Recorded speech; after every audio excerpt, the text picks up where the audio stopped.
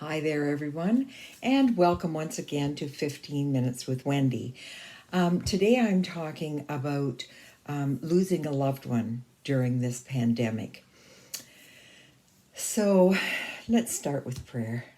Heavenly Father, I just thank you for all the wonderful people in the world that have gone to their resting place and to be with you, Father.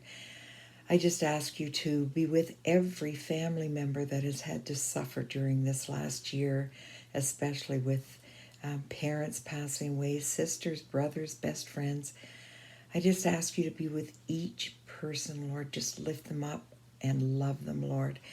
Love them through their sadness and let them finally have some kind of closure. Thank you for everything, Father. Amen. So, losing a loved one during COVID-19. Our mom is at the end of her life, and within a short time, she will be gone to be with our dad and her parents and her sisters and brothers. Mom lived a wonderful life, giving us kids a sort of Ozzie and Harriet type upbringing in their childhood. We are blessed to be called her children, and she has been a blessing to every single person she's ever met. There's never been a negative word spoken, and gossiping was something that just didn't happen in our household. But here we are during COVID, and our mom, like so many others, will not have the send off that she deserves. We count ourselves so fortunate because during this second wave of COVID, my sister and I were allowed to visit Mom daily if we wanted to. We were named essential caregivers because we were POAs or power of attorneys for her health. So we were able to help Mom with her meals and to take her for a little walk or whatever. There still was a lot of the things that we couldn't do, but we could be there. We could hold her hand. We could just be with her. And this is so different from what happened during the first wave. People not only died alone, but many didn't even see their family and friends, anybody, except for healthcare workers, for months on end. We can only imagine what a terrible time that must have been for all of them. The loneliness for both the patient and the visitor must have been felt just so strongly. Add on to that dementia, or in some cases Alzheimer's, where people who just didn't understand where their family members were or what was going on wondered if everyone had left them. Loneliness and COVID had a very terrible time. It has been a very terrible time for so many. I know my mom is suffering from dementia, but she's nearly 97. So in a lot of cases, that just goes along with age. But my mom is not, she's a wonderful emotional lady, but she still didn't show, she never cried and with us kids, but she did cry with the nurses and said, "Where are my children?" Because pre COVID-19, because there's so many in our family, we were able to visit. One of us could visit every single day. But once COVID came and the first wave came, we couldn't do anything. We couldn't go and see her. We couldn't get inside the building. We could have window visits with her, but she didn't even understand what that was all about because we couldn't actually touch her or hold her. So over the past year, I have helped conduct 12 to 15 funerals, all of them small and intimate, but no, no visitation. And often they were just done at the graveside as the churches have been closed for the better part of this past year. People have had to pick and choose who will be invited to their loved one's final send-off. When you have a large family, that can be devastation. I know that one of the families was quite large, and at that point we were only allowed 10 people, even if it was outside. So they were only allowed 10 people, and their dad was there, but it was a freezing cold day, and he was at the graveside, but he was bundled up in blankets and cried through the whole service. It was very, very hard on him because he hadn't seen his wife. He hadn't seen her for several months. So one thing that has been a saving grace is Zoom. Although it feels a little cold and indifferent to many because it's over the computer, my 6 siblings and I talk weekly and have kept closer than I think we've ever been, because although 5 of us live here in Ontario in fairly close proximity to one another, 2 of our sisters live near Halifax, and we're very lucky to even see them once or twice a year. So being able to see them every week has been wonderful. We're so fortunate to have this medium to be able to say goodbye to our moms, to our dads, to our sisters and brothers, along with friends and other relatives, even though it is over the internet. Some funerals have the capacity to visually and audibly record the funeral services. So even though others can't physically be at the funeral, family and friends can view the celebration of life of a loved one at their leisure and be able to say goodbye. So the first wave of patients dying alone. I read this article and felt it was worth talking about. It takes place over the first wave of the pandemic, where a doctor wants desperately to help out, and his hands are tied because of COVID-19 and all the policies to go with it. So this is in his words.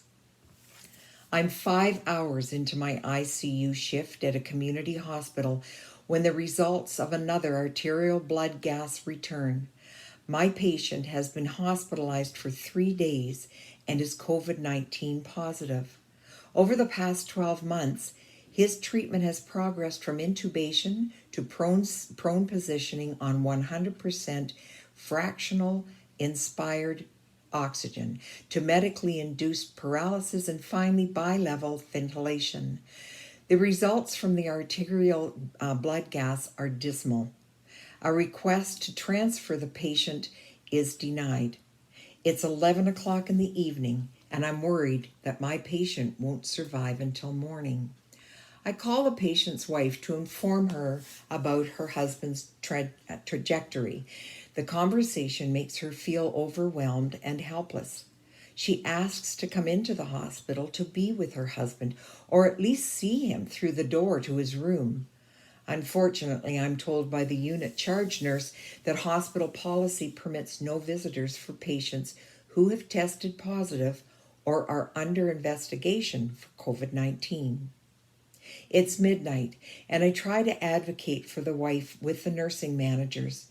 To complicate matters, the wife admits that although she hasn't had any fever or cough, she has had a headache and a sore throat.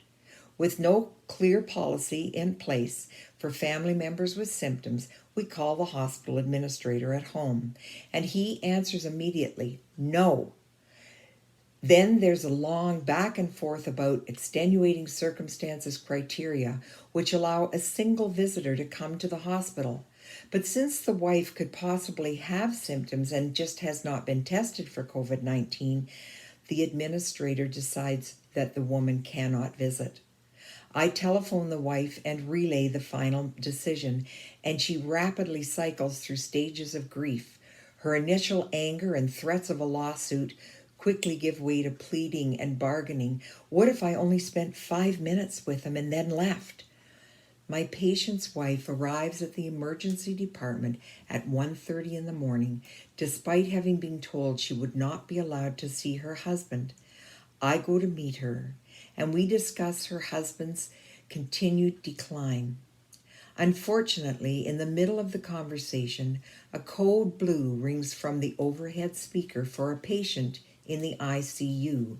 I have to step away, and I find myself entering this woman's husband's room where CPR is already in progress. After 90 minutes of CPR, epinephrine, and defibrillations, my patient still has not gained a sustained pulse. I somberly call time of death. One of the nurses in the hallway has been in contact with the wife throughout the process and has informed her of the death. She now has the wife on FaceTime so that she can see her dead husband. When she recognizes him in the distorted image, she lets out a wail of sorrow. She's in the midst of her final goodbyes when I have to excuse myself from the room. Another patient with COVID-19 is deteriorating a few rooms down. Unfortunately, similar stories are becoming more common and represent uncharted territory for many of the healthcare workers as they try to maintain their humanity and patient-centeredness while managing difficult situations. I think about the people over in Europe and Italy and Spain and Portugal where they had caskets lined upon caskets, and it must have been devastating. It must have been devastating for everyone. Here's another shorter story.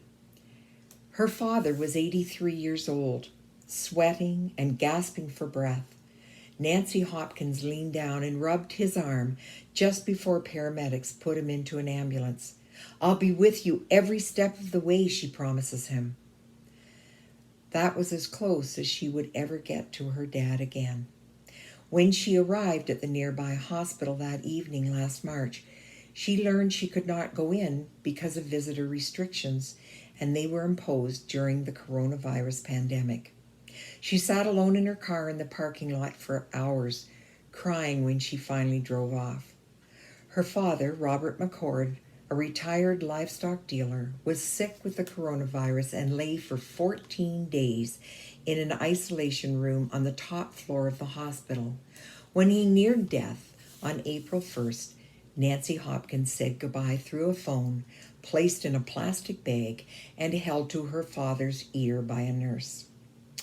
"It has been the biggest challenge of my life, knowing I couldn't be there," says Nancy. She's 59 and a school teacher. "Because my father depended on me, and I felt like I and our health system failed him." Of all the wrongdoings of this pandemic, the one that haunts me the most is how people are left to die alone.